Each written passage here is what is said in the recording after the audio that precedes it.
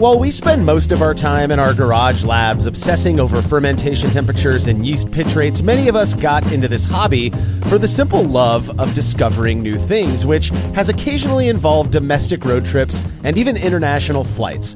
You're listening to the Brülosophy podcast. I'm your host, Marshall Schott, and this week I'm joined by contributor Will Lovell to chat about our experiences traveling for beer.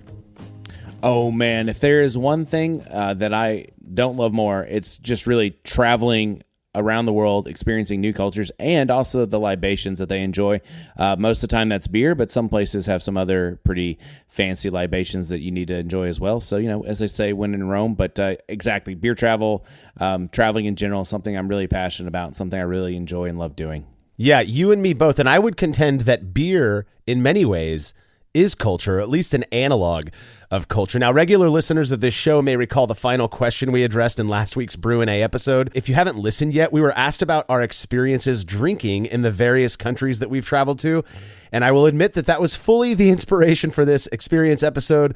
Will, both you and I have done quite a bit of traveling over the years. You actually lived in Germany for a while, and in those travels, we've had some pretty memorable experiences involving beer, so that is what we're going to be focusing on today. All right, if you're a fan of this show and you'd like to receive a reward for your support, please consider becoming a patron of Brülosophy over at patreon.com/Brülosophy, where you make a small pledge and receive rewards like access to unpublished contributor recipes, unique discounts at YakimaValleyHops.com, and an invitation to a monthly live brew day with a Brülosophy contributor. You can learn more about all of the rewards we offer for your support over at patreon.com/Brülosophy. And when you make that pledge, just know that you are responsible for us doing this thing that we do. Another really easy way to help us out is by using the links found at Brülosophy.com/support when you're shopping online.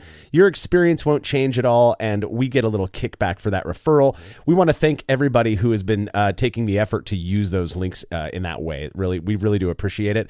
And if you wouldn't mind letting us know what you think about this show by leaving a rating and review in Apple Podcast or wherever it is you listen to podcasts, that would be rad too. Feedback is brought to you by Clawhammer Supply, who in addition to having an awesome YouTube channel chock full of great brewing related content, sell what we believe to be some of the best electric brewing systems on the market. If you've been considering making the move from propane to electric, you owe it to yourself to check out what Clawhammer Supply has to offer. Whether you're after a 120 volt 5-gallon unit or something bigger like their powerful 240 volt 10-gallon system, Clawhammer Supply has got you covered. Learn more about everything they have to offer at clawhammersupply.com, and don't forget to check out their YouTube channel as well. We're sure you're going to love it. Listener Noah Winchittle wrote in with some feedback based on what he's heard us say about metabisulfite to reduce the risk of cold side oxidation. Noah said, I ferment in a fermonster, so I have to open the lid to add dry hops. I know you guys have said to add 0.4 grams of metabisulfite to scrub oxygen, but I was also wondering if I should add another 0.4 grams at kegging. Sometimes I add hop extract after kegging and have to open the CO2 purged keg for a few seconds. I'm wondering if the metabisulfite added at dry hopping will be able to scrub any oxygen introduced when kegging or adding those hop extracts. Will, what do you say about? I did a little poking around, I'll be honest, and I've actually experienced this very thing. So, but I'm curious what your thoughts are on double dosing with metabisulfite. So I honestly, we put way more metabisulfite into some of the ciders and things we make. And so I don't think it's a huge issue, at least in my opinion. For me personally though, I would just make sure when you're doing that dry hop, I would probably leave a few points of active fermentation in there, when you dry hop. And that way you may not even really need the metabisulfite if there's enough fermentation left. That way there's enough yeast there to scavenge whatever oxygen. Cause I do still worry, I know you're adding the metabisulfite along with your hops, but I do still worry about oxidation and air being introduced there. But yeah, it's such a small amount. I wouldn't even worry about doing it twice. But for me personally, I'd probably try to dry hop with maybe, 4 or 5 points left in fermentation. And then I would definitely add your metabisulfite to your packaging. There's really no harm, no foul there. But if you want to double dip and do it twice, again, we add way more to it, to our ciders and things like that. Worst case, you get a little bit of a sulfur compound going on there, and you have to kind of bleed off the gas from your keg a little bit. But that's worst case, and that's not really a big deal. Yeah, I think you and I are pretty much on the same page. Just to be clear, sodium and potassium metabisulfite, they can be used interchangeably for the purposes that Noah is talking about, are very strong, meaning very little is needed to accomplish the task of oxygen mitigation. Also, without getting overly technical, which is very easy to do when we talk about this, when SMB or PMB is dissolved into beer, sulfur dioxide or SO2 is formed, which is strongly attracted to oxygen, right? So when the SO2 and oxygen come together, they transform into sulfate, essentially rendering the oxygen in the beer impotent when it comes to oxidizing that beer. And thus, it feels magical how good this stuff works for reducing the risk of oxidation. So what it sounds like Noah's really getting at here is, again, how much metabisulfite is too much, right? Like you said, Will, the wine industry, cider, when we're making cider at home, in the wine industry, what I found is that they can use up to 350 ppm of sulfates in general, or sulfite in general.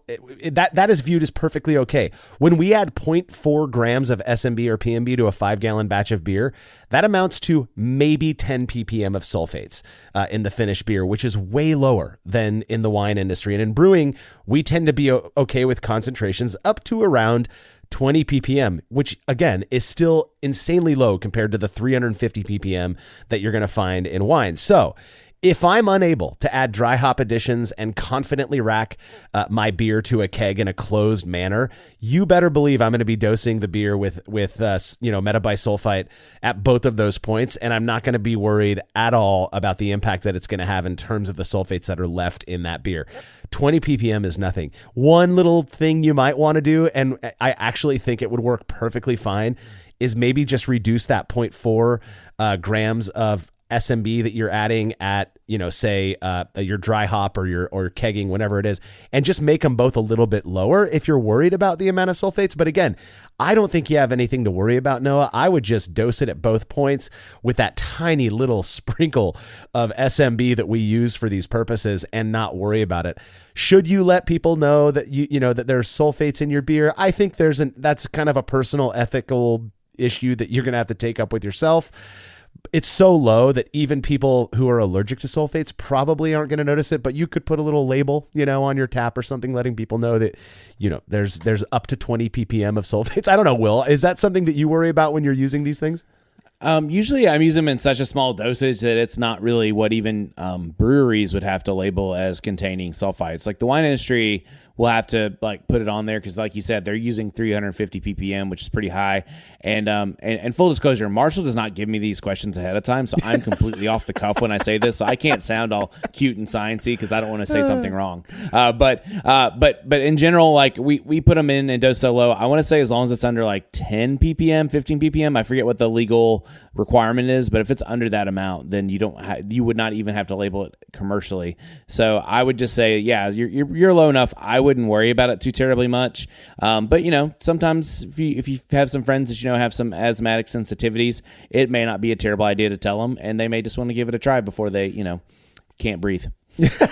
Well, I'll tell you, I'm one of those people who has a sensitivity to sulfates. I one time opened a fresh bag of PMB. There was no, it was very gentle opening. There was no cloud of PMB that came out. And I honestly had to go take a hit of my inhaler because it was that strong.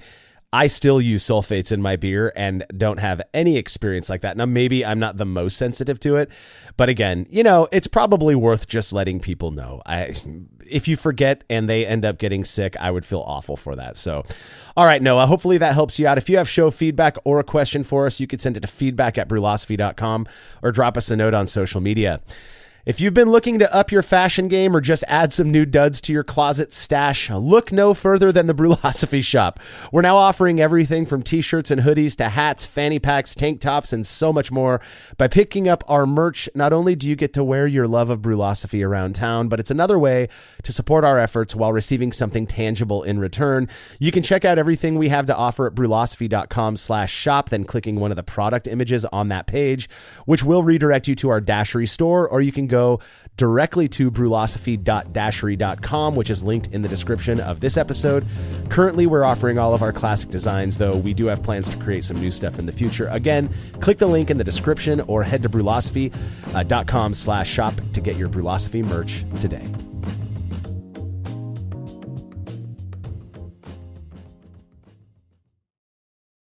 We all know that designing recipes is really fun, and doing it well is so much easier with good software. We at Brülosophy recently made the switch to Brewfather, and honestly, y'all, we could not be happier. Brewfather utilizes the latest technology to bring you the most robust cloud-based recipe design software that can be accessed anywhere, on your phone, tablet, desktop, and even offline. It also works seamlessly with numerous third-party devices to make it easier to monitor every step of your brew. I know change can be difficult, but trust me when I say you need to go to brewfather.app today to try it out for yourself. That's brewfather.app.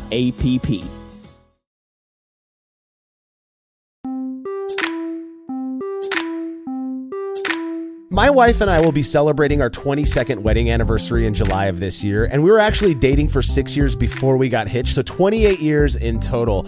I only bring this up to point out how, at least in my opinion, relationships like ours are typically buttressed on shared interest, things that both partners enjoy doing together.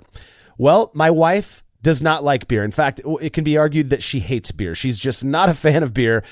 She has no clue what the mash is or what isoamyl acetate are. She rolls her eyes when I talk about that stuff, but she absolutely appreciates and supports my love of beer and brewing. Now, something that we're both very passionate about, besides each other, of course, is traveling, seeing the world, outside of our own cultural bubble. Over the years, this has led to some really incredible trips around the world, nearly all of which have resulted in some pretty amazing beer experiences, or exBEERiences, if you will. Will, you've shared the fact that you've spent time living in Germany, which is inarguably one of the most beer-centric countries out there, at least in my opinion. But all I've done is visited for a few days back in 2003. In fact, it was during a 5-week backpacking trip with my wife prior to us getting married, that we visited Munich and Berlin, and I was absolutely blown away by the beers I drank while I was there. Now, Will, you and I have spent time talking about, privately, your experience living in Germany, and I know that you lived in areas that I have not visited yet. Perhaps I've visited places that maybe you haven't necessarily been. But there's something interesting, at least in my experience. Now, mind you, this was 22 years ago that I visited Germany. I'm assuming it has changed, at least on some level, with the rise of craft beer and all that. But in Germany, when I was there, it was lager for days, Pilsner and Helles, and among other things. And the culture just felt different. It wasn't like here where you go to a brewery that also has a pub or a bar that you sit at and drink the beer that's made there. It was really more, it almost felt like they were trying to facilitate togetherness and bringing people under a big tent, drinking Maßkrugs of delicious Helles. I mean, is that the experience you had when you were in Germany? So I lived there pre-COVID, and I don't know. I had a friend who was stationed there during COVID in a very similar area, buddy here locally, Tim Long, and I know things during COVID were different, but I don't know how things are specifically right now, but I imagine they've gone back to kind of the way it was in some regards. But yes, it is lager heaven, and you have to realize that we're used to going to breweries all the time here in the U.S. and they're like, you can go to some breweries and they are there, but a lot of times you're going to like an establishment that is either contracted with that particular brewery to serve their beer, or in the case of Munich, there's several places like Augustiner Brau and those places. They actually own the beer hall. And so you're going to a beer hall that's owned by the brewery, and that you're serving food, but they're also serving their beers there. Yeah. And so it's a very different experience in that way. And I do love it. And I love a good beer garden. I love a good beer hall. I just love the togetherness and the community, and how you can really just sit at a table with some people you barely know, have a few drinks, and get to know everybody. Oh, dude, that is and here's the thing that happens here in the States as well. Like, I'm not saying that it just, there's a different feel to it. I guess knowing that beer is such a quintessential part of the culture in Germany, and I'm going to talk about the 2 cities that I spent my time in, but it really is just a really neat experience. At least it was for me. Now, I had started brewing a few months prior to the trip that we took to Europe. Again, I'm going to talk about a couple of the cities that I've visited in Europe because to me that is just the coolest beer stuff that I've done. So I'd started brewing prior to it. I wasn't totally, keen on all of the styles yet. I was still learning about the process of brewing, about all of the various regional styles, the history of beer, all of that. And, at 2-3 months after I started brewing, we take this 5-week backpacking trip to Europe. It's the year before my wife and I get married, kind of our final hurrah, when I graduated college. It was awesome. The first place that we went to was Riga, Latvia. Now, my wife is Latvian. I've talked about that a lot. I love the culture. I feel so fortunate to get to be involved in her culture in that way. And so we started off, her uncle actually, and his wife, American wife, had moved to Riga, Latvia a few years prior. And so they had this house there. They put us up. It was awesome. And every night for dinner, he would bring home a couple of their local beers. I'm going to get back to that, I promise. And we would drink them. And so he realized, like, this guy really likes beer. He tells me, when our next stop was, we're taking a big, long ass bus ride down to Berlin, Germany. He says, whenever you get to Munich, you got to try the white beer. And I'm like, white beer? That's weird. He goes, oh yeah, and it pairs well with white sausage. And I'm just like, there's a lot of white stuff in Germany, I guess. But I'll make a memory of that. I'm 22 years old, and I'll ask for white beer at a pub in Munich when I get there. So in Berlin, I drank mostly commercial lagers. That was our first stop, most of which came out of a vending machine. I mean, I think that's one of the most badass things in Germany, at least back in 2003, is they had beer vending machines. So Polliner, original, Hofbrau, original, Augustiner, all of this stuff. It was awesome. I didn't really make a point when we were in the big city of Berlin to go to any breweries necessarily. We were only there for, I think, 2 nights anyways. So it was more like popping into a bar, ordering a local beer, grabbing something from the vending machine when we got back to our hostel. There was one experience I had in Berlin, though, and I think this is fitting, where we're sitting at a bar. I remember it was kind of like rave-like they had flashing colored lights and stuff, and I just thought, this is such an odd bar, and I sit down, and the bartender I ordered this beer that I'd never heard of, right? I wanted to try something new. Bartender points to these like vials or jars on the counter, and he goes, which one do you want in there? And there were these colored syrups. So I ordered something else because I was too afraid to put syrup in my beer. Looking back, I'm assuming that was probably Berliner Weiss. I don't know how popular Berliner Weiss is, but it's the only beer that I'm familiar with nowadays where you might add something like Woodruff syrup or, raspberry or whatever to it. I to this day have only done that on my own. I've never had a commercial example with those syrups in it.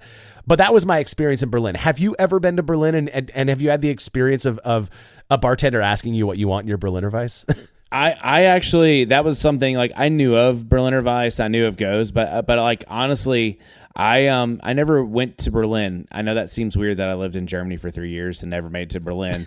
But the week my wife was going to Berlin, I actually went to Poland on a stag hunting trip. So I was doing something else that week. And so my wife has been to Berlin with some friends, but I have not. And so I was actually kind of curious, how prevalent is Berliner Weiss in Berlin, because I never really saw it anywhere outside of Berlin. And there is a lot of regionality in German beers. So that's not surprising that you wouldn't see Berliner Weiss everywhere. You would just see it in Berlin because even the big Munich breweries, they get distributed outside of Bavaria, but usually you have to go to special bottle shops and things like that to get them. And so the regionality of beer, this just kind of proves it. The regionality of beer there is actually pretty strong. And so it's not surprising that I did not, to me at least, that I didn't see Berliner Weiss much outside of there. It's kind of you don't see very much Kolsch outside of Cologne. You don't see very much alt beer outside of Düsseldorf. You do see some, but it's just not very prevalent. Yeah, that's such an interesting thing because I feel like, here in the States, you talk about hazy IPA, which we used to call New England IPA. I'm sure there are still some folks out there who do. You see that everywhere you go, and not just in New England, or it's just or West Coast IPA, another one. You go to New York, you can get a West Coast IPA, I'm sure. It is interesting how they hold on to their regional, there's a regional pride for specific styles. Again, I have no idea if it was actually Berliner Weiss. When he asked me if I want what syrup I wanted in it, I think I ordered a Hofbrau or something. I was like, oh, you know what? Let's go with something else that my 22-year-old mouth is a little bit more familiar with. Now, when we left Germany, we took a relatively short train ride. It was beautiful through the countryside to Munich, which is in the heart of Bavaria. I mean, if you haven't, this is where Oktoberfest is held, right? So it wasn't until we got there that I really did delve into the more beery side of things while we were in Germany. And it started with me finding a pub that served this white beer that my wife's uncle had implored me to try. Well, I go into this beautiful, small, like just old wooden pub. It was absolutely gorgeous. I was the only one in there. I think there may have only been room for like 15 people, at least in the indoor part of this pub. So I had the full attention of the bartender. He spoke great English and was so nice. I'll never forget that experience. And I told him, I said, hey, my wife's uncle is telling me I got to try white beer. And he looks at me and he's like, you haven't had Weissbier? And I was like, no, I don't know.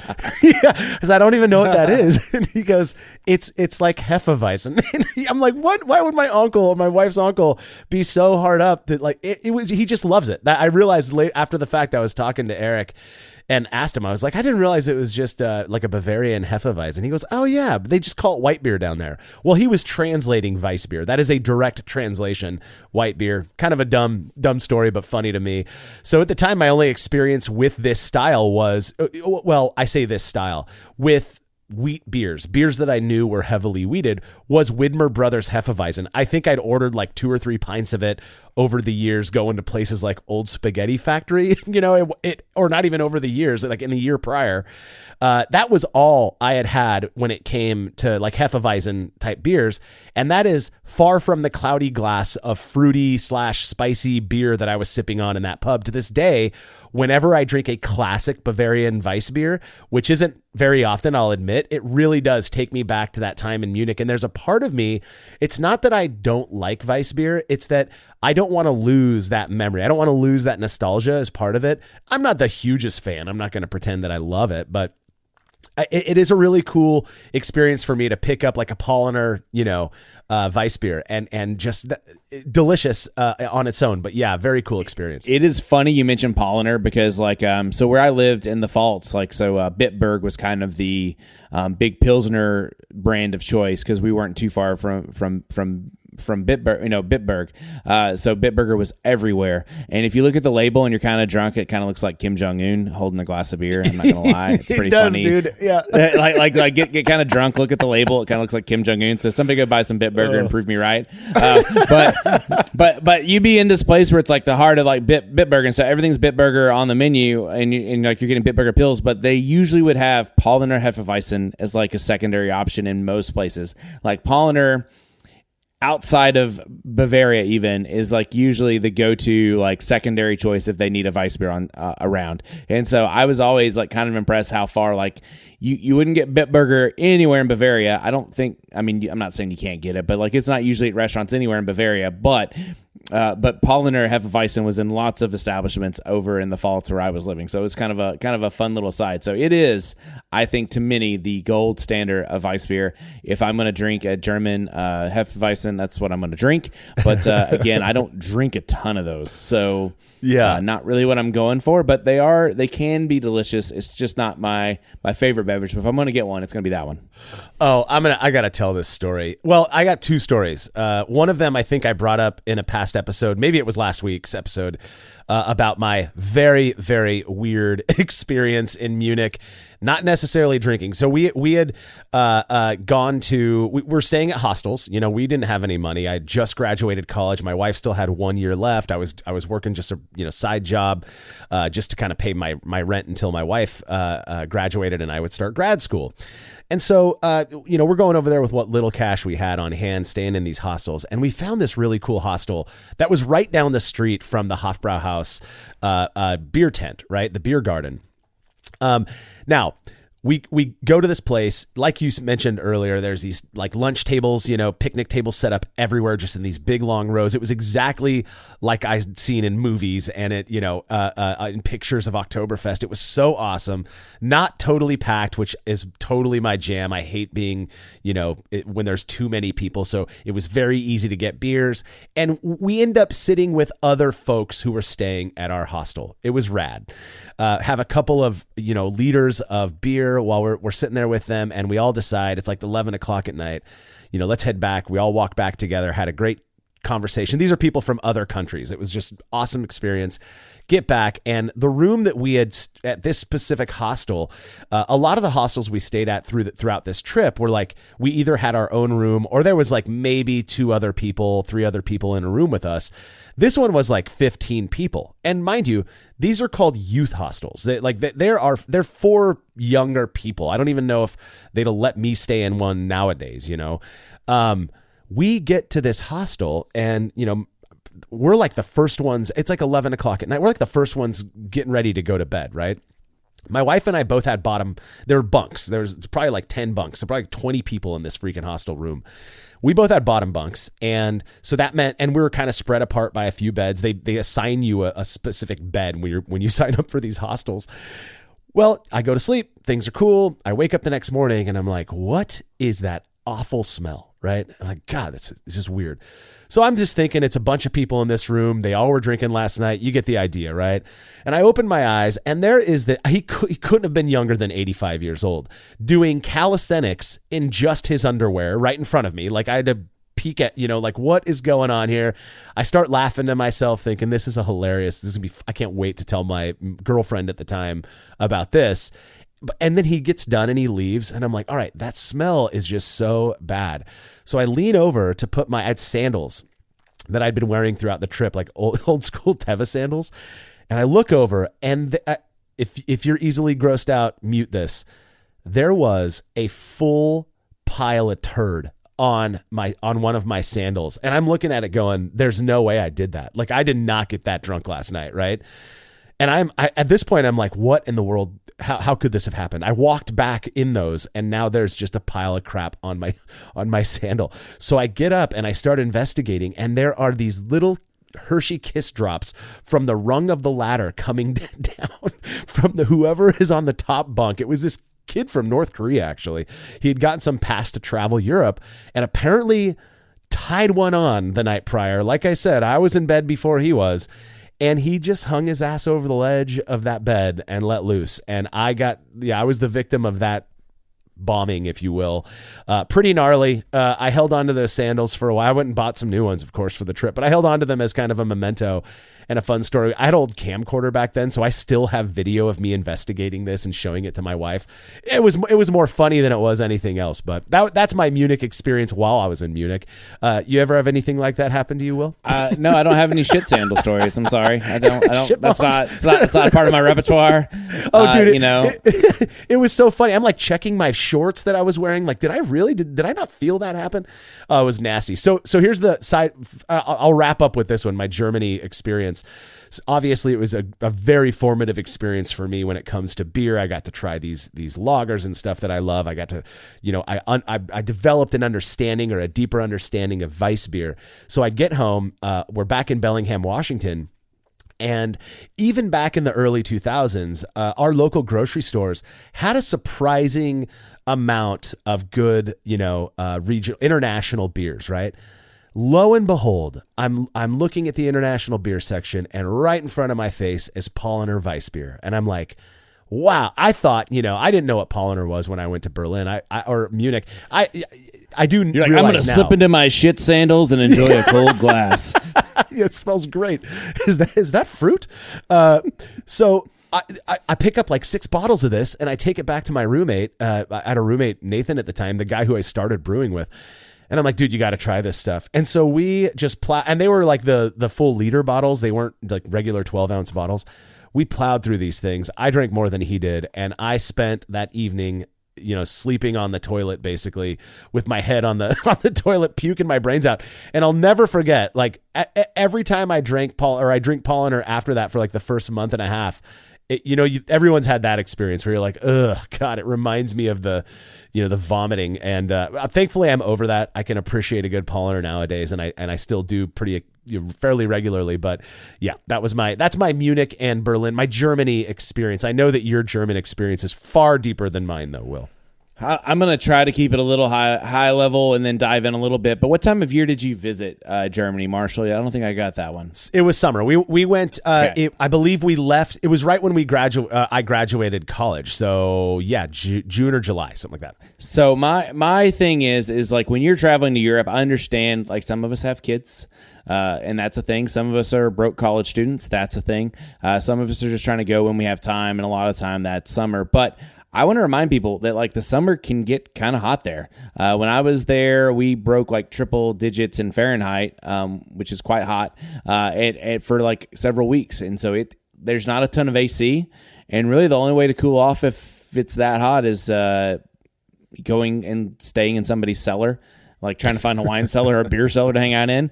But also museums and grocery stores are climate controlled. And those are the other two places you can try to escape the heat if it's really hot on some day. Or you go find a swimming hole or swimming lake, which is its own kind of experience. And you may need a few beers to get through that. Most of them have beer gardens on the side. We had a little place called the I think it was the Geltersvik. And you could go down there and they had a little pond. And the pond stayed at a nice, lovely, like 55, 60 degrees Fahrenheit year round, like all summer basically. And so you'd go sit in the shade with your beer. You'd get hot. You'd go hop in the water. You'd get cold. You go back and you sit in the beer in the shade. Sit in the shade with your beer, and it was actually really fantastic, kind of back and forth. But the reason I bring that up is that there are some considerations if you're going to travel there for beer. Just know that the winter's a little cold.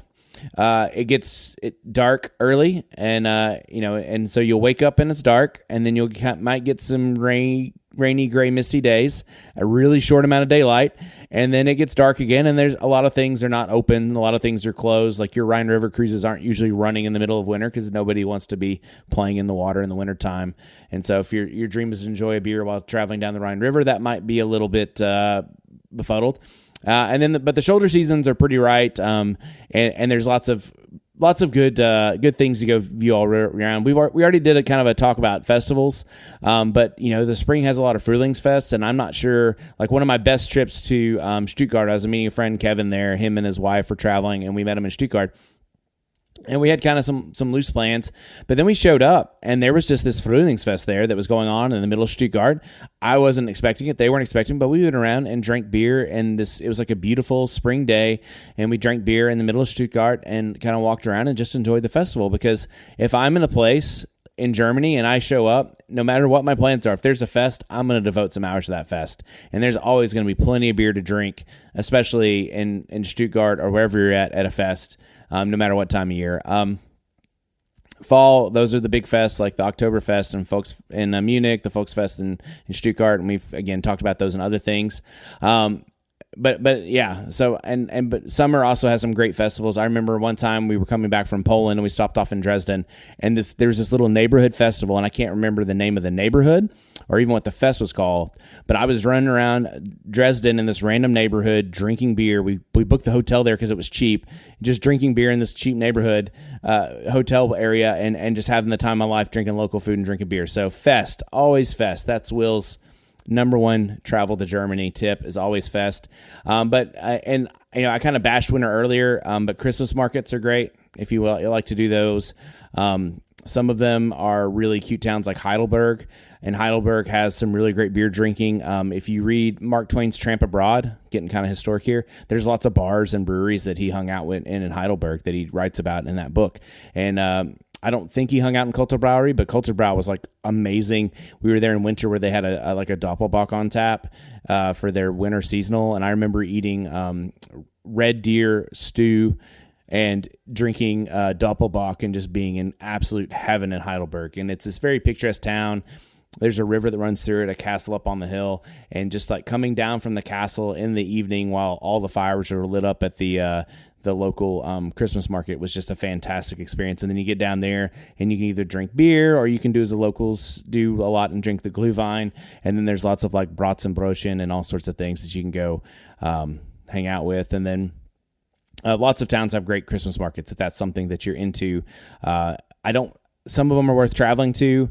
But if you do like the really small ones, like St. Vindelwin had a Christmas market with a medieval market. So literally, like on one side you have like normal standard German Christmas market with all the cool little ornaments and things. On the other side you had people wearing chainmail throwing axes, and so you got to experience both in the same place on the same day. And you're like, this is amazing. I have like this random turkey thing over here in the medieval market, or I can go get my normal Flammkuchen over here. What do I do? And it's like really. But it's like literally one weekend that it happens in this little town, small town of St. Vindel, and there's like nothing there. Like I just mentioned, Heidelberg has a bomb Christmas market. Speyer has a nice one, and Speyer's kind of south of Frankfurt.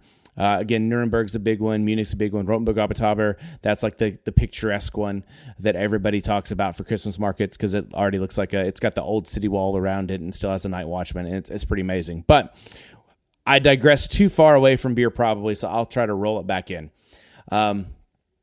I will say that one of my favorite beer towns, since we already talked about Munich, I'll get to that in a second, but Bamberg is an amazing beer town, especially if you're into beer history. It's a UNESCO World Heritage Site, so there's an old town, so you and your significant other, even if she isn't into beer, can go around and just admire the architecture there. It has two really amazing historic breweries in Schlenkele and Spezial, and I know not everyone is into that Rauch beer thing, but if you walk into Schlenkele and go into that chapel that's part of their beer hall that they've kind of like converted into part of their beer hall, and you don't get like just chills, then maybe you don't like beer that much. And then I also have just amazing memories in Schlenkele because we went and ate dinner there. My daughter was very young. She was like, when she was like 6 months old or something like that. And we took her to the beer hall in Schlenkele, and we sat down and we met this Austrian couple, and apparently the woman was expecting. We had a lot in common with them, and we just sat there eating delicious food made in Bamberg at the Schlenkele beer hall. And drinking really good Rauch beer. And so maybe that's why I like Rauch beer so much, is because I just associate with all these fond memories of being there. We already talked a little about Munich, but Munich is amazing. So Hofbrauhaus is the big place that everybody tells you to go.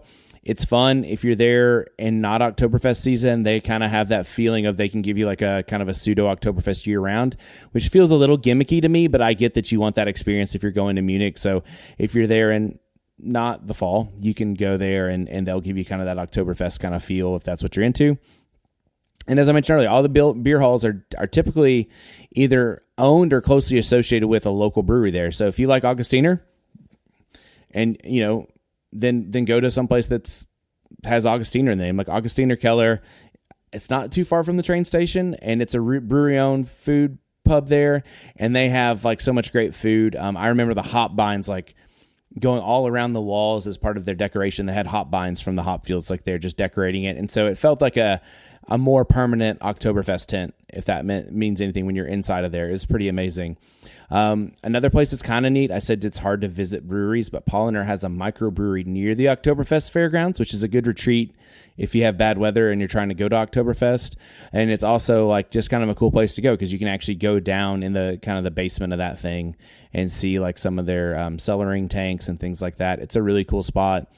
And Polliner has more than just the Hefeweizen that we talked about. They have lots of other beer that are quite delicious because they also make lagers and all those things. But like the big thing is that if you're in a place and you don't like the beer, then walk across the street and go to the other place that has the different beer. That's all I can. That's the biggest advice I give to Germany and beer drinking. Now from Munich, I'll give a slight shout out to the Deutsch Museum because that's another fun thing to do if you have like family, because you can go see lots of cool German history there. Another really cool thing to do is make kind of a side quest down to Kloster Andex. It's south of Munich, and it's a cloister that actually brews their own beer, and they have amazing beer. Sometimes you can find their Doppelbock at the Total Wine here in town, and they make a really amazing Doppelbock. You can make the mistake that I did and order a whole liter of it there, because a liter, I think I drank 2 and slept the whole way up to Munich. So you can make that mistake if you'd like. And then I remember trying to like navigate Munich like drunk as a skunk still that night. It was a really, I don't remember much of it, but my wife has reminded me of some of the tales. Oh yeah, but been there. But if you're down south, like towards Neuschwanstein, seeing like the fairy tale castle down there, closer to Austria, and you're coming up to Munich that way, you can also hit Andex on the way, coming back up to Munich, and that's a great one. And then other beer cities that are just fantastic that I think you'd be remiss not to go to is go to Cologne. If you want to drink Kolsch, Cologne's great. It's more on the Rhine, and so you're not too far away from what they call the romantic Rhine, where you have the castles and all those things. So if you're there in the appropriate time of year, I would definitely go to Cologne and drink your Kolsch. Dusseldorf isn't far away from there. It's an easy train stop, so go up to Dusseldorf and drink your alt beer. And again, you can get some Kolsch and some like Getränkmarks and grocery stores. And Getränkmark's a fancy word for bottle shop. It's the German word for it. So sorry if I just threw that out there nonchalant. But if you go to your Getränkmarkt, you can find it.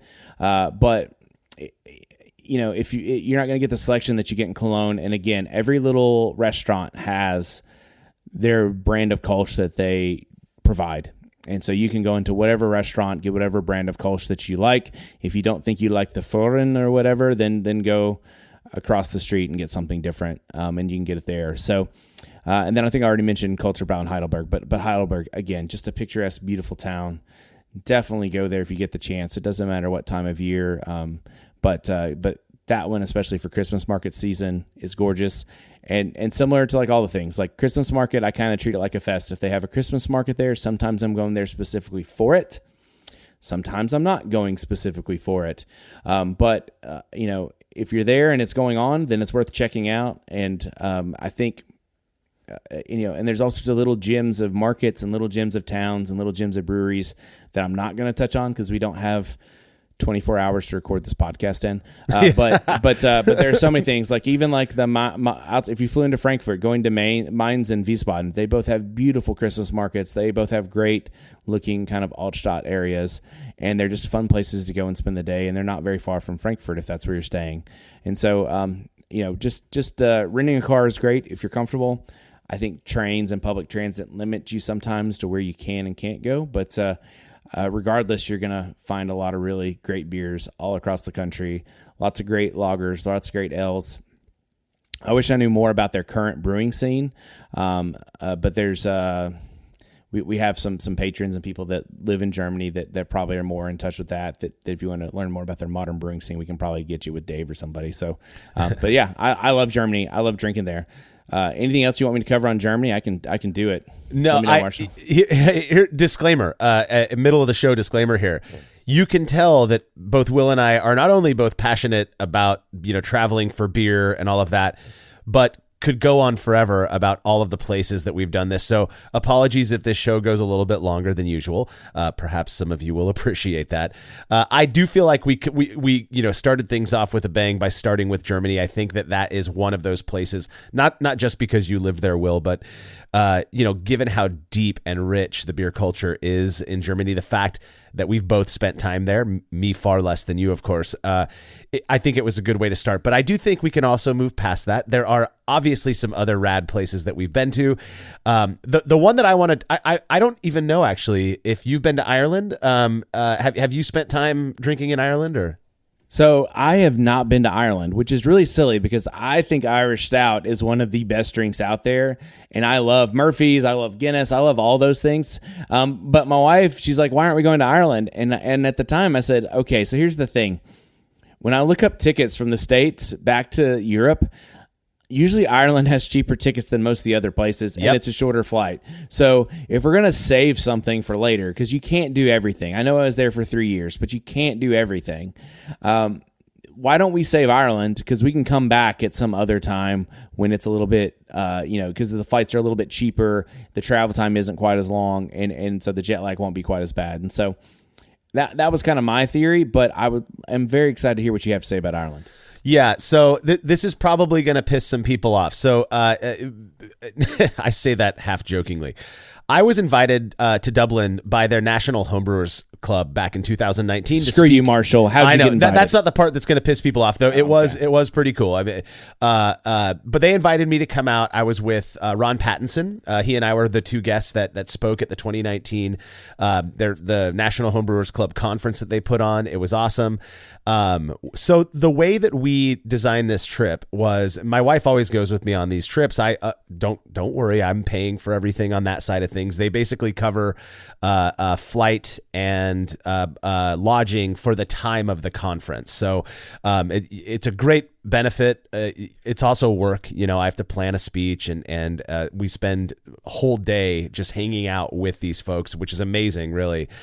So we flew into Dublin, and that night, I mean, we're you know, tired as hell. I don't sleep on flights very well. So we show up, the sun's going down. We unload our bags, and I'm like, all right, let's go find a place to drink, you know, and Laura's like, yes, let's go. We ended up finding a Czech bar, which I thought was pretty funny. So we crossed the river, and our hotel was basically in the shadow of Guinness, right? But we cross the river, go to this rad Czech bar, gets the freshest to that point, the freshest PU that I'd ever had, or Pilsner Urquell that I'd ever had. They actually had the unfiltered Pilsner Urquell on tap at this bar, which was amazing. Again, just a really cool experience being in a different country and having and drinking with some locals and getting to talk with some of them. I think there's some photos floating around online of my wife and I at this specific bar. The next day was the conference, and so we didn't do much. We actually spent the conference was held at a craft brewery called Rascals Brewing Company, which was amazing. When you leave America and you go to craft breweries in other countries, for me at least, I'm always a little bit skeptical because the way that it's talked about, the way that you look at one of the most popular beer styles in the world right now is American IPA. American is in front of that. I get hazy IPA is kind of an offshoot of that, but you know, how are these other places doing it? Well, let me tell you, Rascals is kicking ass. They had some excellent beers. Some of the few that I recall having were Happy Days Session Pale Ale, their Wunderbar IPA, and they had a really great Pilsner that I don't remember the name of, but it was delicious. So that was awesome. But the following day, the conference was over. We had a great time at the conference. My wife and I hopped on a very cheap flight across the water and to go to Edinburgh, Scotland. Now, when we were in Edinburgh, I drank scotch the whole time, so I'm not going to talk too much about the beer that I had there. We didn't go to any craft beer bars or anything like that. To me, it was all about the scotch. I love scotch. But then we flew back to Dublin, rented a car, and bounced. One thing that we missed was Guinness. I didn't make it a point to go to the Guinness brewery. I'd heard so many good things about it, but it didn't fit within our schedule. And, you know, I know that the Guinness brewery is historic and people want to see it. That is not necessarily what tickles me. Did you at least have a pint of Guinness somewhere? That's all I want to know. Oh, the amount of Guinness, Murphy's, and Beamish Stout that I drank while I was in Dublin alone, and also just throughout the rest of the country, tons of it. Trust me. It was delicious. Then to me, I'm less concerned. Like, yeah, I would go to the Guinness brewery. That'd be on my list. But then I'm less concerned. You drank it. That's fine. I just want to hear how fresh it is in all those places that are local. I'm telling you, dude, it is the Irish people are spoiled. I'm not saying it tastes so different. I'm fully of the belief that your experience and where you're at and, you know, how you're feeling at the time affects the way that you perceive beer. I've never had better stout in my life than when we were driving around the country of Ireland. We had, I'm not going to go through all of the cities that we went to, similar to my experience on the 2003 backpacking trip. There were some cities we went to where beer was not a focus at all. It was more sightseeing and, maybe grabbing a unique bite to eat that somebody had told us about earlier. But I am going to focus on one thing. So when I got this invite and my wife and I were able to agree to going out to speak at the National Homebrewers Club annual conference, I talked to friend of Brülosophy, a very good friend of Brülosophy who is from Ireland but now lives in Chicago. And he said, he goes, if you're going to take a road trip, you have to make a point to stop in this little town called Doolin, Ireland. It's right on the Atlantic coast. Stop in there and go to this bar called McDermott's. And he's just like, just trust me, just do it. Well, my wife was the one booking all of our Airbnbs, and No joke. She found us an Airbnb at this cute little like apartment, tiny little like townhouse really, where they did a full Irish breakfast in the morning for you. And it was a 2-minute walk from McDermott's.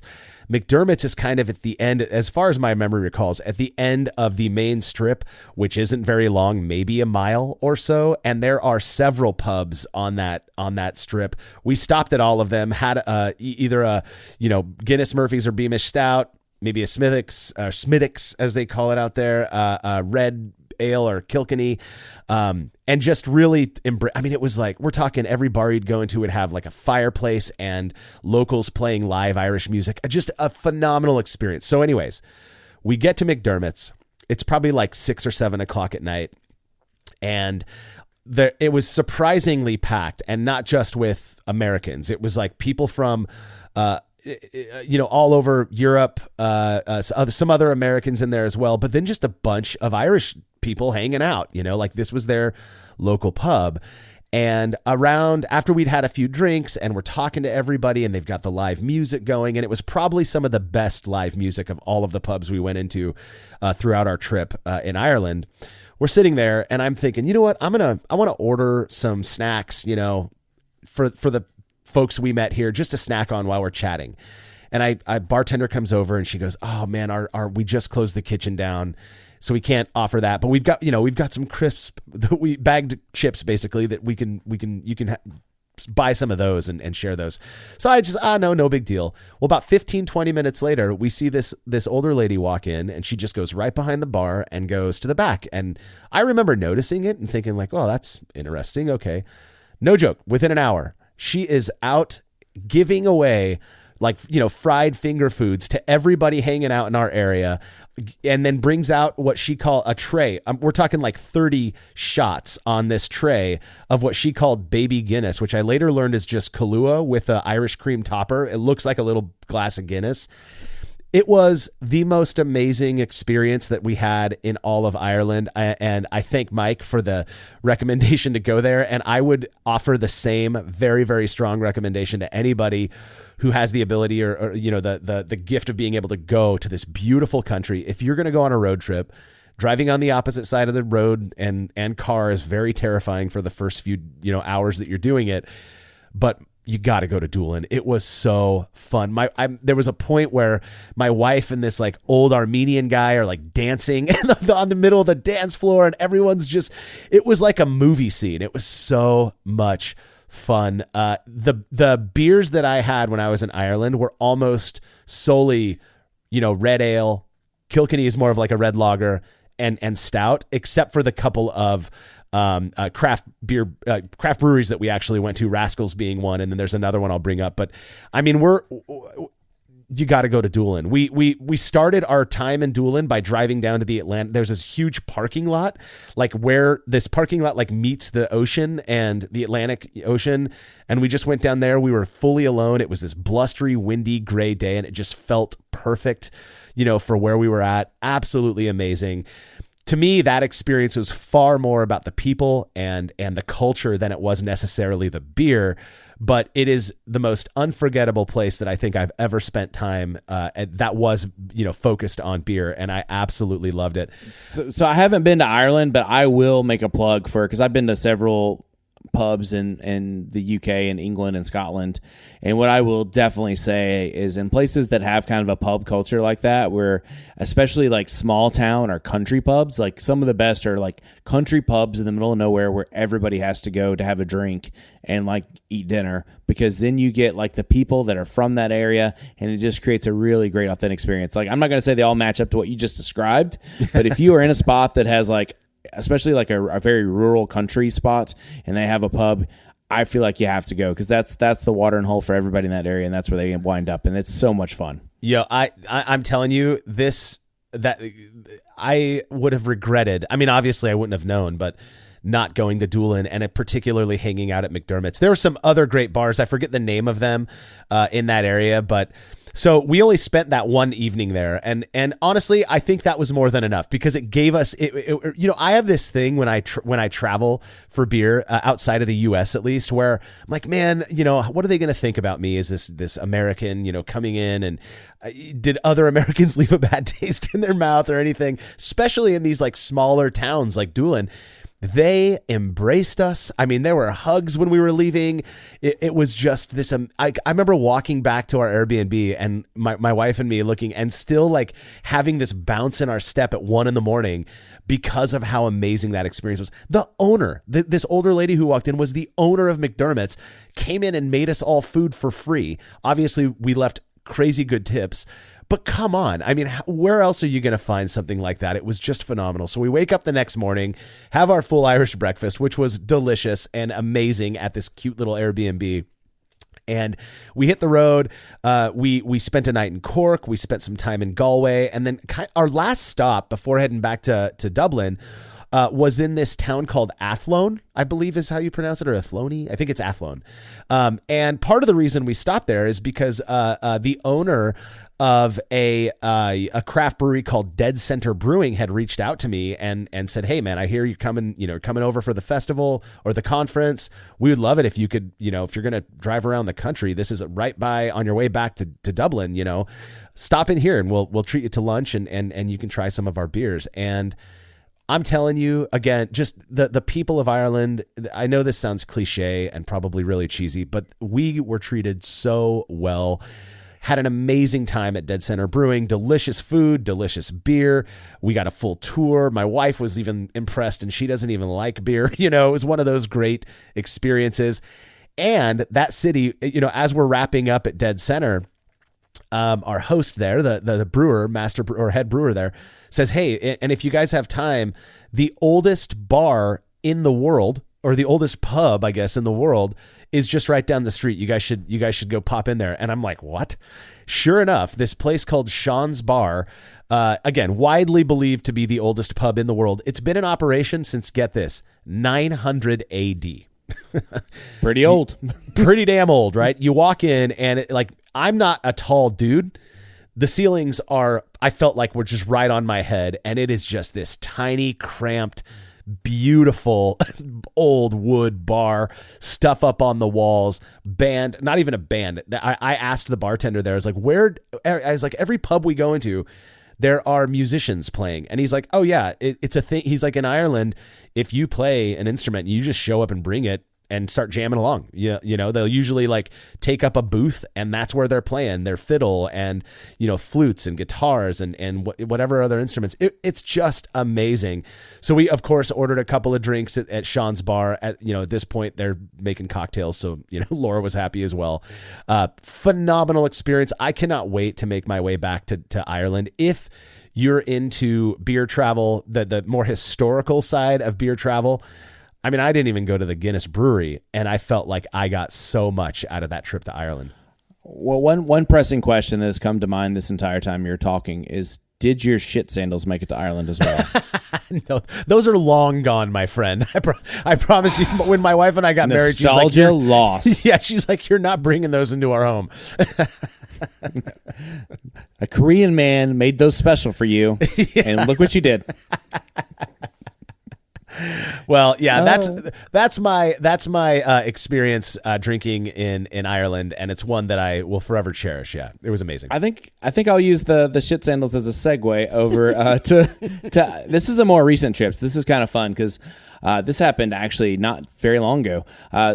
Because I figure I'll go domestic here since we've gone so international. But my wife had a veterinary conference up in Portland, Oregon, which many, including Brülosophy's own Jordan folks, consider to be a really great beer drinking city.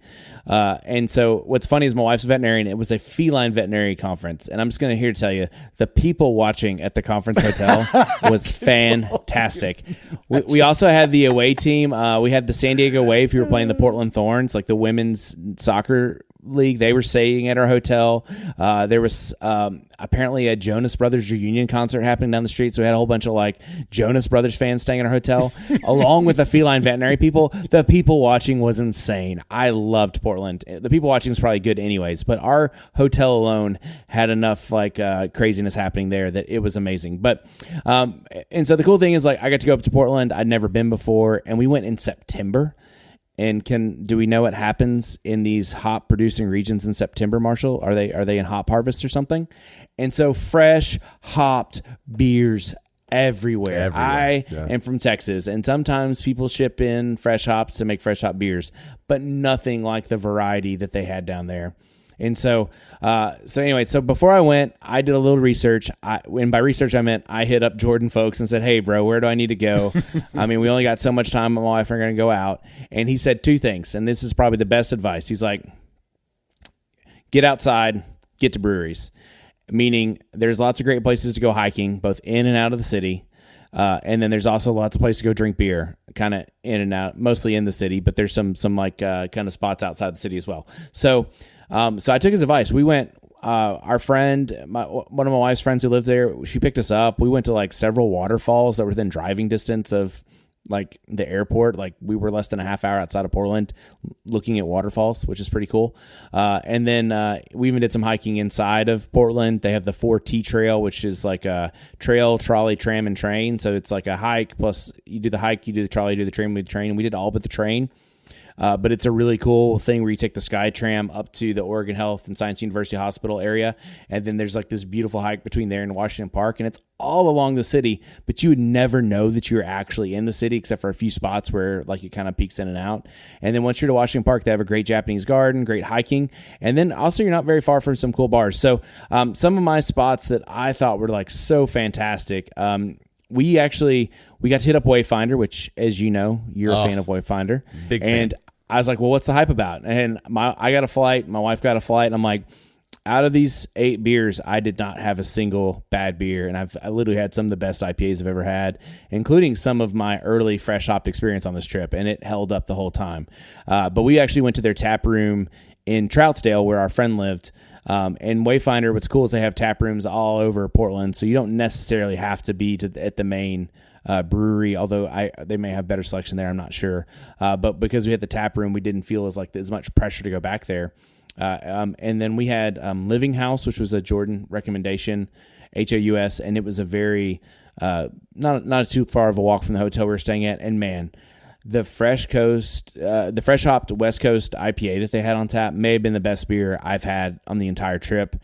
They had some West Coast Pills, which is just a dry hop lager. They had a whole bunch of other really great IPAs. I mean, like just incredibly well done IPAs that I would expect, having the Jordan folks seal of approval. And then just a short walk around from Living House, they apparently have these tap rooms called Loyal Legion Tap Room, and there's actually one in the Portland airport. It sucks that it's before security and not after, but they have the tap room in the airport, so if you're looking to burn time, you can get there a little early and go hit the Loyal Legion Tap Room. And I forget how many 100 beers they had on tap, but they had like 20 plus fresh hopped beers, ciders, all sorts of fresh hopped things there on there. And I got a flight of, I think, 12 beers because they said minimum. And I mean, they had rice lagers, they had fest beer, fresh hopped rice lager, fresh hopped fest beer, fresh hopped IPA, obviously, fresh hopped ciders, fresh hopped red ale. I mean, some of the things you're just like trying because you're like, I've never seen a fresh hopped rice lager on a menu anywhere. Like, why wouldn't I try this right now? Because this is like probably once in a lifetime. Maybe more if I go back, but it was still amazing. And then another cool thing, we talked about walking around Washington Park. We got to go up to Slab Town, which is a really cute little area where there's lots of cute shops. There's even a Will shop where they do like leather goods and everything says Will. And they kept asking me if we wanted to buy anything and get it personalized. I was like, why? My name's on everything here.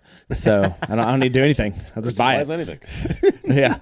So, but it's pretty cool. But we went to Breakside, which is really known for IPAs. We had great bar service there. They got really cool, really great beers. And then around the corner, it's not so big, but they have Ruse had a tap room / pizza bar. And the Ruse beers, they only had 8 on tap there because it wasn't their main brewery. but the beers they had on tap there were solid and really good. And again, the service and the people there were fantastic. And so, but the creme de la creme, the thing that I think Marshall was most jealous about when I sent him pictures is that I got to go to Jordan Folk's house for his annual Oktoberfest party. And I mean, I don't know what to expect, right? Like, I don't know the people there. I don't know anything. I'm dragging my wife along to this thing. Like, and she's never met Jordan. At least I've met Jordan. He's come to San Antonio. We got to hang out once or twice. And so we get up there, and literally it's not a huge house. Like, it's a nice size house. It's like a basement and then 2 stories. But everybody's in the backyard, and he's got like this giant, like, brew kettle size thing back there to boil some brats in, and you got the brats locally sourced from a butcher there in town, and so that was awesome. The brats were amazing. Him and his brew club had, I want to say there were like 20 beers on tap. Most of them German lagers and ales, and they were all on tap, all really well done. They just had a local competition, like it was a lager only competition, and they had like, some of them had their medals just like hanging off the taps right there. And then he had a firkin that he actually, like, he had the barrel there, and he like tapped his firkin, and like, just, we had like the barrel. I can't remember if I think it was a fest beer. Maybe it was an Oktoberfest. Jordan's going to kill me for not getting that right. But, but like, and then you had like the firkin there, and you're all pouring off the firkin, and like, it really was like that was like our last night in Portland. And so the bummer is all the people that we met that were really cool, were telling us about places we should or shouldn't go. But, and we're like, well, it's our last night. We're kind of leaving out in the morning, so we can't get too hammered. We got to make it to the airport in the morning. But 2, like, we're not going to have any time. But like, so that was kind of the bummer. But we got to meet so many great people, have so many great conversations, share so many great experiences.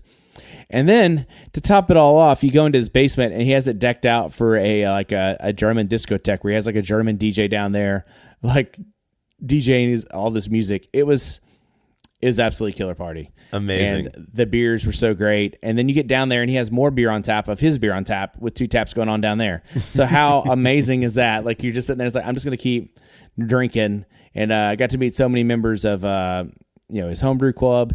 And so it was quite a spectacular experience. And so I would highly recommend going to Portland to drink beer anyways. Going during fresh hop season was just a special treat for me, because San Antonio was nowhere near anything that should be having that much fresh hop on tap, because it's a lot of shipping. So I was absolutely floored to get to try all those beers, see all that scenery, and it really is a beautiful area. And apparently we were there during a dry time, so it wasn't even raining on us. It was like sunny and beautiful every day. So we really lucked out. Yeah, Portland's an amazing beer city, as anybody who has visited there knows. And when you have friends who live there who brew, it's even more fun. I've got to spend time at Jordan's house as well. Awesome beer. Obviously, one of the best brewers I know. Now, we do have to take a short break. We'll be right back with more experiences with beer travel.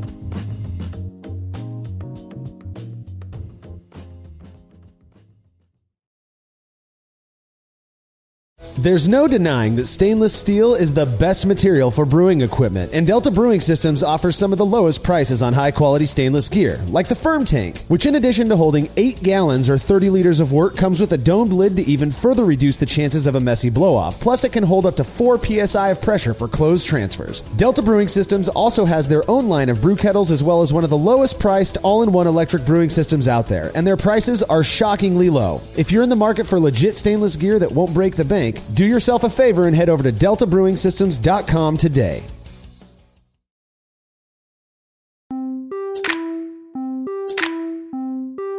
One of the coolest things that comes from running Brülosophy, something I never really expected, was getting invited to speak at these brewing events, sort of like in Dublin. I also got invited to speak. The furthest event that I got invited to speak at was in New Zealand, where in 2017 I joined Gordon Strong and Michael Tonsmeyer at their annual Beervana and March Fest out in New Zealand. Phenomenal trip. So much I could talk about, but we've already this episode's going long enough as it is. So I'm going to spend hours or spend some time, not spend too many hours detailing all of the incredible experiences I had during that visit. But I do want to try to focus on some of the more beery things that we did while we were there. So we actually flew into Wellington early. We went to Sydney, Australia on our own first, and spent a couple of nights in Sydney, hung out with some homebrewers there that heard that we were coming out. That was awesome. Hit some amazing breweries out there. And then we flew from Sydney, Australia to Wellington, New Zealand. Now that's on the North Island. And at the time we had a friend, sadly she has died since then. But she was living she had moved out from where we live here in California to be a psychologist in Wellington, New Zealand. So she put us up in her house and had a whole plan set to take us around town. And the first place that she took us to is probably the most well-known Kiwi craft brewery, Garage Project, or as some, the locals refer to it as Garage Project.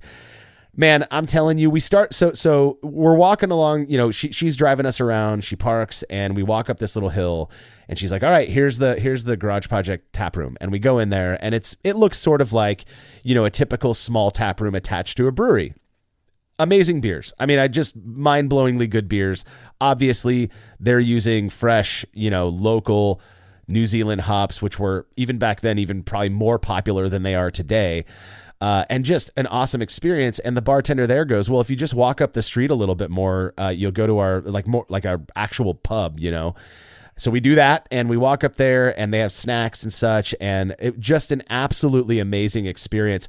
Probably the most, I'm speaking specifically of Garage Project, the most similar to what I experience here at home, that feeling. It just, everything kind of looked like I was, like if you've been to Russian River or Firestone Walker or Sierra Nevada Brewing, it kind of had that feel, a little bit smaller, but it wasn't like, touring around Ireland and all of that deep beer history. It was more modern, so to speak. And so, yeah, amazing time at Garage Project. I would highly recommend it. I believe at the time they had just released a beer and I think it was just called Beer or something like that. And it was phenomenal. It was like a nice, easy drinking pale lager. Drank a ton there. And then the next day we hit up a couple of spots. This was our first real full day there.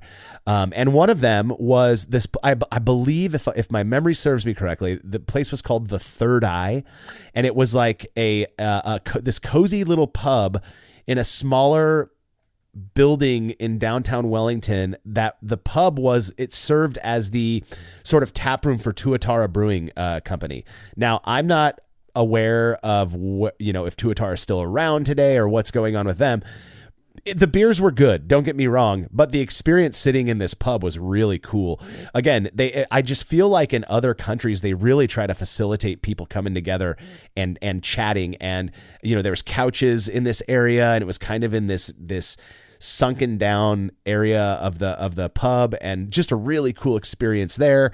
That evening we went to I don't even know what the place was called, so if you're traveling to Wellington, you'll have to ask some locals. But this like brew pub restaurant type of thing that had a bevy. This was one thing that we found in New Zealand, unlike anywhere else that we've been to in the world. Just a ton of cider, like flavored ciders and stuff like that. And I think part of it is that maybe they're not. Their regulations under brewing allow for them to make anything fermented or whatever. Whereas here, at least in California, if you're making cider, you have to have a wine license in addition to your brewing license and yada, yada. I'm telling you, just an absolutely phenomenal time on the North Island in Wellington there. And then we took an just crazy, beautiful ferry ride to the South Island because the conference that I was attending was in Nelson. Well, what's Nelson known for? Hop farms, right? That's where they grow all of these hops. And we got to tour, the popular hop farms down there, and drink some amazing homebrewed beer. I actually got to judge the I believe it was March Fest is the competition with Mike Tonsmeyer and Gordon Strong. That was a blast. So of course, in Nelson, we're not really drinking too much beer outside of the event that we were at. So I can't really speak to anything down there, but what a beautiful experience that was. If you can make your way to New Zealand, visit everywhere you can. First off, the people are amazing. It's just a beautiful country, but the beer, and I mean, got to give credit to those New Zealand hop farmers. Their beers are phenomenal. And what's cool about the hops, you think about the characteristics of New World hops or specifically New Zealand hops, very fruity. Nelson Sauvin is kind of known for having a wine-like character. Well, it was on this trip where, and I don't want to speak for Gordon and Mike, but We were drinking a lot of pale lagers that were hopped with these local hops. And in my mind, I'm thinking they do that. Of course they're doing this because they have easy access to those hops. They're fresher hops. They're less likely to be old, aged, oxidized, all that stuff. Well, as soon as we got back from that trip, it wasn't too much longer that New Zealand Pilsner made its way into the BJCP guidelines. Well, who was with me on that trip? It was Gordon Strong. We spent a lot of time talking with the locals about this localized version of Pilsner that's hopped with these Kiwi hops. So I think it's pretty cool too that it was on that trip that kind of became the thing that made its way into the BJCP guidelines. And I still to this day love a good New Zealand Pilsner. Just an awesome trip overall. Have you traveled at all to any of the down under countries for drinking? That's a really long ways away. So no, I have not. I have them kind of on a to-do list. I recently had some friends move to New Zealand, so maybe we'll go visit them. But the reality is that's a really long flight. Just go on a whim. Yeah, I would highly recommend it, Will, and to anybody listening, if you can make your way to New Zealand. For those people who live, New Zealand, Australia, and the surrounding areas, you guys are so lucky. I mean, what a fun way to for you, it's normal. For us, it's just like, man, it's so rad to have so much, of the cool things that we're looking at, particularly as brewers. I mean, it's just the hop varieties that are coming out of these countries are phenomenal. So that's my experience in New Zealand. Again, kind of a side discussion is the experience in Sydney, Australia. We only spent time in Sydney. We didn't go anywhere else. And I think we hit up 12 breweries / pubs in the 2 days that we were there. I mean, one day we spent just bouncing with a local home brewer, Paul Nicodem, who, thanks again, Paul, for being our tour guide, just going to a bunch of breweries that friends of his, were working at. So phenomenal time. That sounds amazing. So I'll take us back to Europe, and I'll talk a little bit about Belgium, if you're good with that. But yeah, so Belgium, what I said about Germany, where there's one main brewery in a bar or restaurant, that's not really true in Belgium. You can have places like Delirium Cafe that have thousands of different beers available to you. Not all of them are fresh, but since you're bottle aging a bunch of them, it doesn't really matter. Just keep in mind that some of these are really high ABV, and if you're drinking 3 to 6, that's a lot.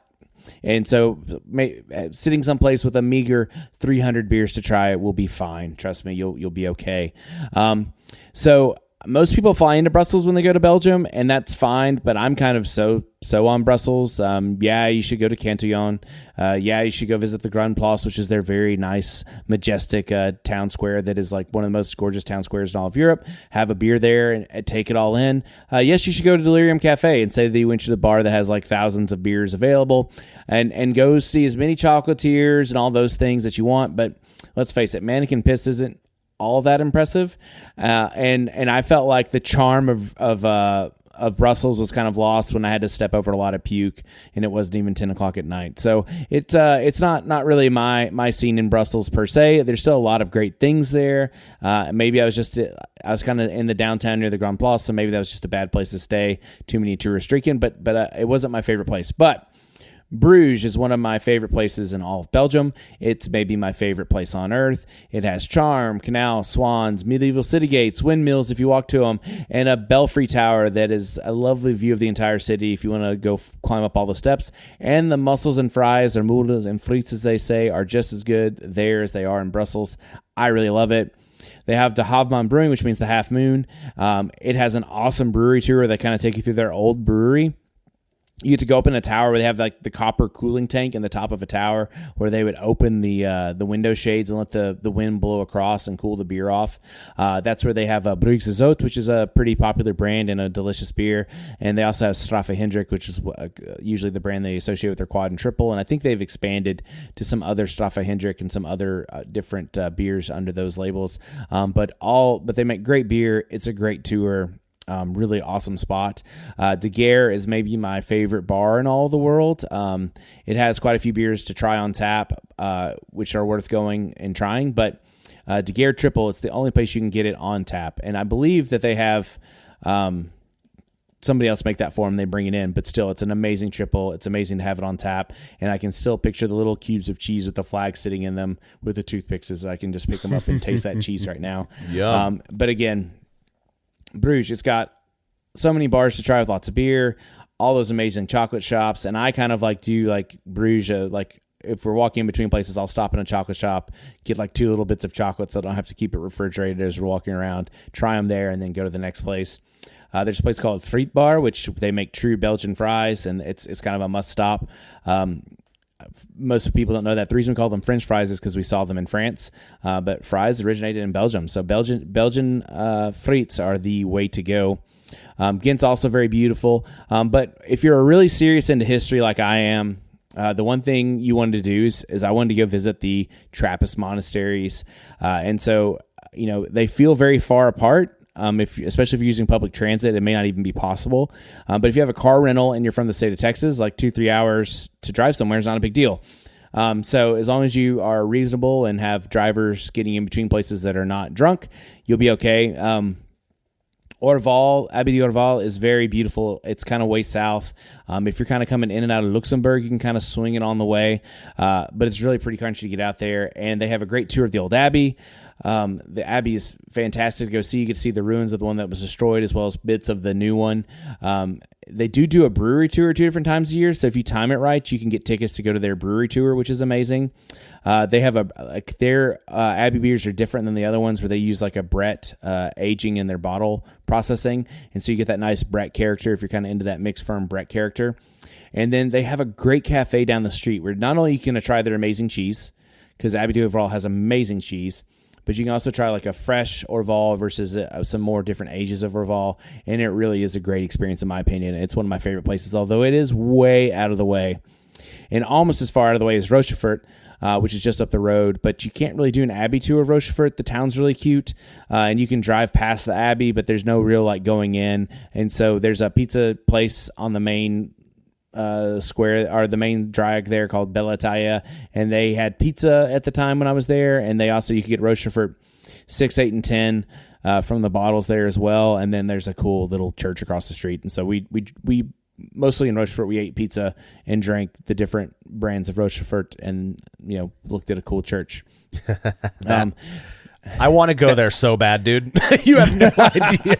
You have no idea. It was amazing. Like you don't get to see much of the brewery or anything. You're doing the drive-by tour of that one, but it is a cool spot still, and it has lots of charm in that little town. Chimay is also pretty cool. Chimay has kind of a museum/tasting room. You don't really go to the Abbey. You can drive down the street and look at the Abbey and kind of do the windshield tour, but they actually have like a little museum/tasting room. And I remember sitting there on this beautiful day. It was early fall and it was sunny and nice. And we were out there drinking their full line of beer and eating their full line of cheeses. And you're just like, so delicious, so yummy, so wonderful. West Vlaanderen, or as so many people call it, West Vletteren, the famous Westie 12, the beer seeking thing that everybody has. Back in my day, if you wanted to reserve a case of it, you had to call a beer line at a certain time listed on their website and give them your phone number, license plate info, and then pick it up at a certain very designated time. I think that whole process has changed. So if your goal is to pick up like a whole case, I think you can make online reservations now. But I'm not familiar with that. I haven't had an opportunity to do it. But if you want just Sixers, their cafe across from the Abbey has them, and you can just pick up Sixers of the 6 or the 12 or the Blonde, which are all really great beers. And there's nice kind of hiking around it. And you can go check out, this is the largest hop producing region in Belgium, in West Flanders. So it's a really cool place to go. And then St. Bernardus, as you might expect, is just down the street from it. So you can check it out at the same time. And then kind of to round it out, Westmalle is way over on the other side of Belgium, closer to Antwerp, really. And they are known for having the amazing Westmalle Triple, which is great. Again, their brewery is probably the most commercial of all of them. I never got a tour of it, but that's usually the lab that does most of the support for the rest of the Trappist breweries. The cafe is lovely. Definitely check it out. Definitely a great place to stop. As far as Belgium, Akel is no longer a Trappist brewery, but when I was there, it was. Apparently, last monk left because there was no other monks and he wanted to not be alone, so he went to Westmalle so he could have some company. And but that said, the brewery itself was really cute. It was right there on the Netherlands Belgium line, and so literally they had like a line going up the drive to the Abbey of which side was Belgium, which side was the Netherlands, and you could get your picture taken there. It was pretty cool. And they have some amazing Trappist beers as well. but again, it's no longer Trappist, but I think the brewery's still open. So definitely give it a shot. And then if you want a side quest just to complete kind of your trifecta, you can go over to La Trappe in the Netherlands, and they again have one of the best dark strongs in the world. So obviously worth the side quest if you can make it over there. But it is a lot of travel, a lot of driving. But again, if you're from Texas, it doesn't feel that big, But again, driving in Europe is its own thing. So maybe some people don't drive, but you can skip the public transit, get a van, or maybe go on a beer tour or something like that, and they'll drive you around. For as much as I love beer and as much as I love travel, the fact I haven't been to Belgium yet just blows my mind. I hear from people all the time about how amazing it is. You're one of them. I have a feeling, again, my wife may not love beer, but she loves travel and she loves seeing new places. And we've definitely talked about just doing a full trip in Belgium. But the food there, man, because like if you're in the South, like closer to Orval and Rochefort, like it's all French kind of more speaking. And so there's a whole lot of like French-esque food and like French. There's wine as well. There's a lot of stuff there. And then you get up into the more Flemish part of Belgium, and it's also like so unique and different. And they all have such great food, great cultural experiences. And then there's this little sliver of like German speakers over kind of there on the, I guess it's the eastern border that you can still kind of find closer to Bastogne. So it really is kind of a neat country to visit, especially, and there's so much to do that isn't just beer. In fact, if you go to these places just for beer, that's great. But if you don't do some of the other amazing things that are there, then you're missing out, right? Take full advantage. Yeah, God, I absolutely plan to do that. Okay, so the last place that I'm going to talk about on this episode, again, I know that we've spent a long time focused on these just a few different places that we've been, is probably, I've only been there twice. I've talked about it in the past before. I brought it up at the beginning of this show. Riga, Latvia. It's probably my favorite place that I've ever visited. And I have a feeling, right behind that would be Prague. I already talked about Prague in the last episode that we did. There's so many other places I could focus on. And the interesting thing about Riga, you've been there as well, Will, it's not like they have a bustling craft beer scene. In fact, I would contend that their craft beer scene is rather lacking. But they have, like many Eastern European countries, they have very, very deep beer culture anyways, even though it's not, you're not going to an IPA bar or anything like that. The first time we went to Riga was in 2003. I mentioned that earlier. Eric's, my wife's uncle, was the one who told me about Weiss beer or white beer, when we go to Munich. I had mentioned that every evening he was bringing home beers, in his work bag, his little side bag, bring them home, and his wife would make dinner, and it was just such a cool experience. And they didn't have kids at the time, so they were just treating us to this amazing time. And we would have a new Latvian beer that he'd bring back every night. Well, during the days when he was at work, my wife and I are just bouncing around town. Vectriga is the old town of Riga. The Central Tirgus, which is the like the big market. You've been there. I know we talked about that, Will. Old Zeppelin hangars, which is really rad. Dude, that was like my favorite part, was going to these old Zeppelin hangars, and like they have one that's like basically a butcher shop hanger. And it's like nothing but like butchers all the way around the stupid hangar. And you're like looking at all this meat. You're like, well, I'm not really going to do much with that. But then you go in the next one, and now they have all these cured meats. And so there's like cured salmon for like not very much money. Yeah. And all sorts of cured meats and cured foods and like things that you could take with you back to your hotel. And then I remember there being an actual tap room inside of the hangars. Like there was just like a little off to the side, like beers that you could get a few beers to pour while you drink while you were walking around looking at all the random stuff. It was like the Zeppelin hangars, they had me. Oh, dude, if you're going to Riga, you got to go to the Central Tirgus. You got to go to the Central Market. It's even better now. We went again in 2023. We took the kids with us, and we're going back again whenever the next song festival is there. I believe it's 2028. Again, the fact that my wife is 100% Latvian, genetically speaking, both of her parents were born in Fulda, Germany, because of being taken out, her grandparents on both sides being forced out of the country. Crazy stories, beautiful history, beautiful people. I absolutely love it there. Well, the beer.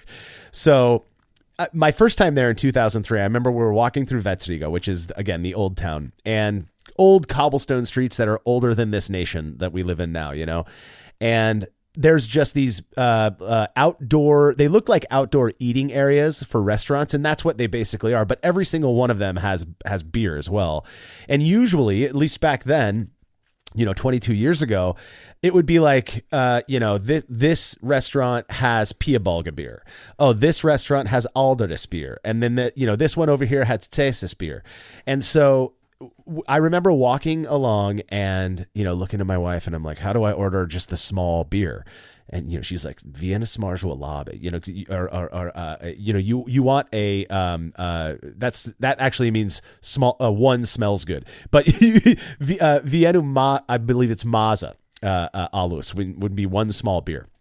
So I go up to the bartender and I order that and he gives me this look like, yeah, right, dude. So he tells me how much it's going to cost. It amounted to $1.15, and he gives me this huge glass of Piebalga beer. And I'm looking back at my wife, and he kind of smiles like, "I got you, buddy." It was one of those things.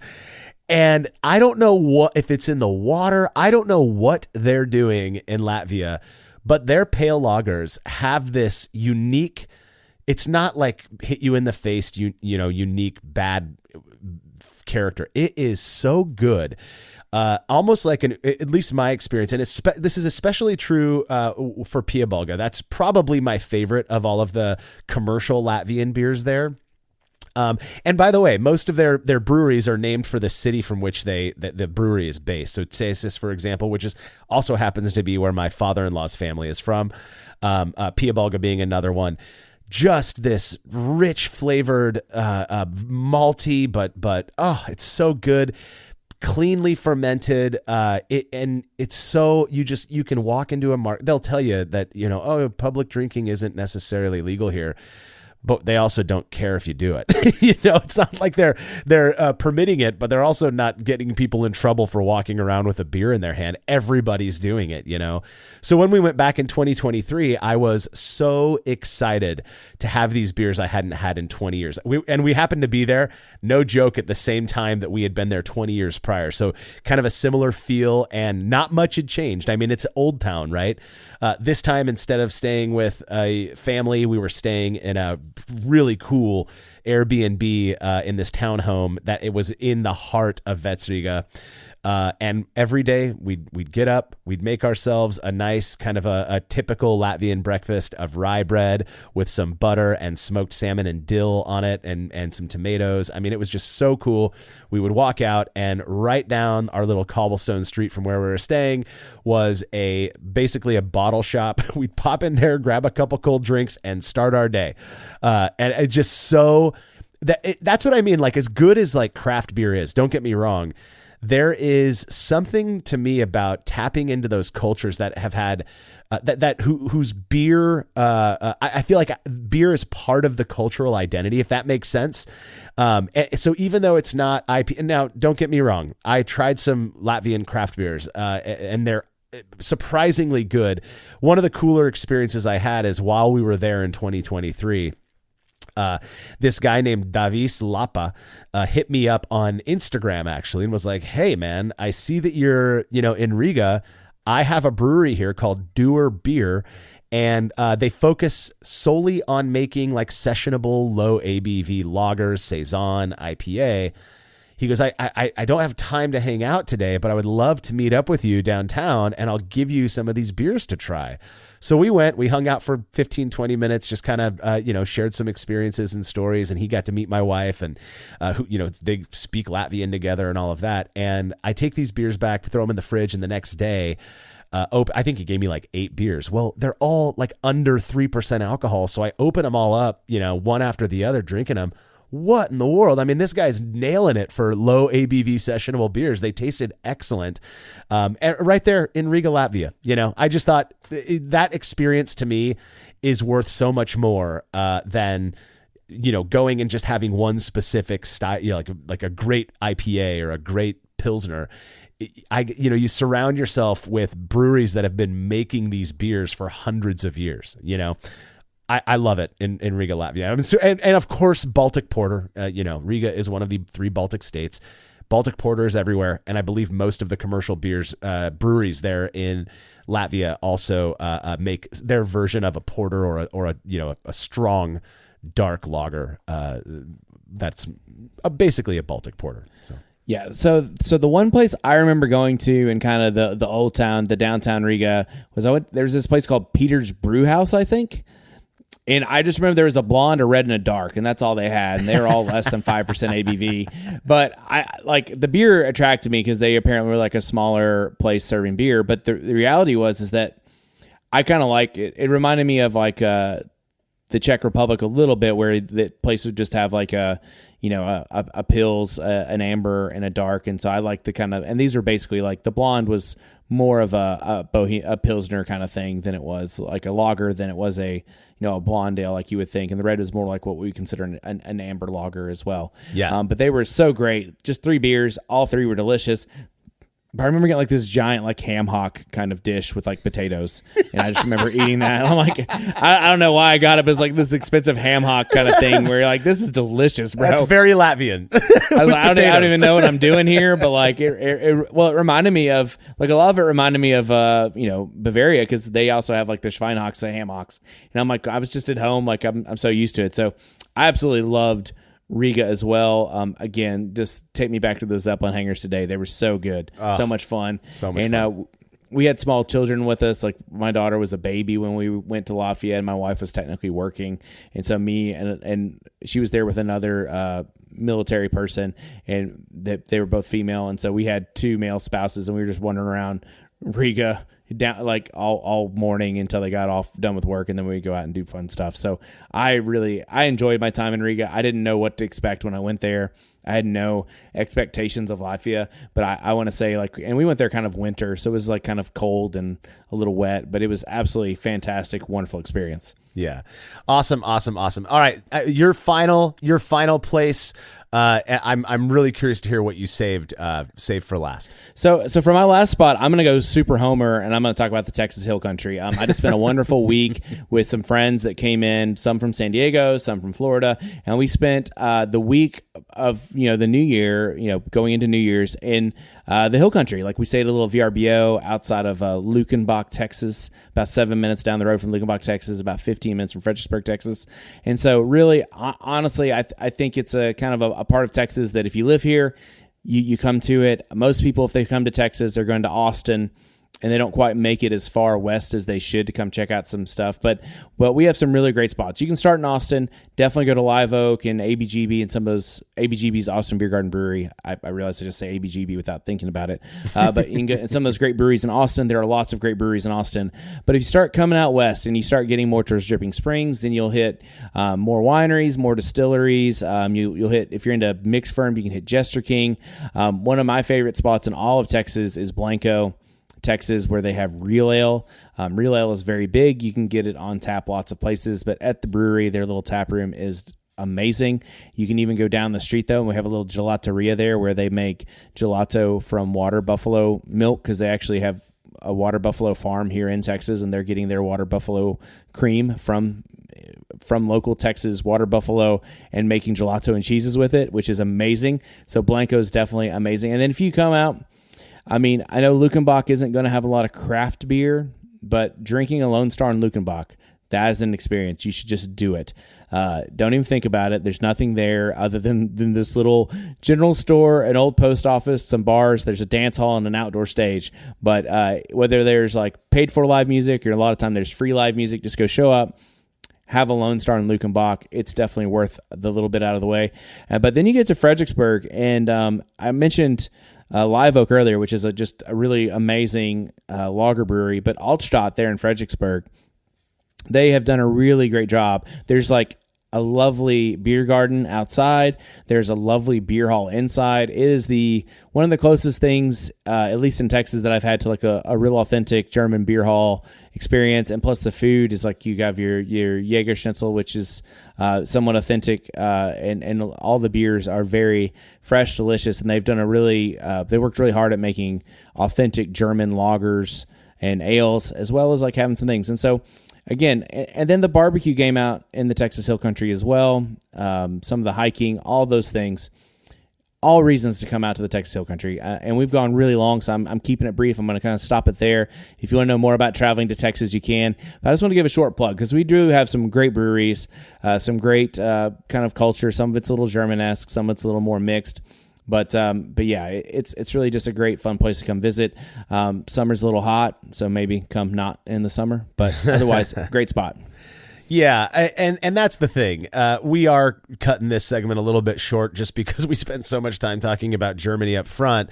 But there are so many great places to drink in the United States that we've visited. I've been to Colorado. I could have spent an hour talking about my experience there.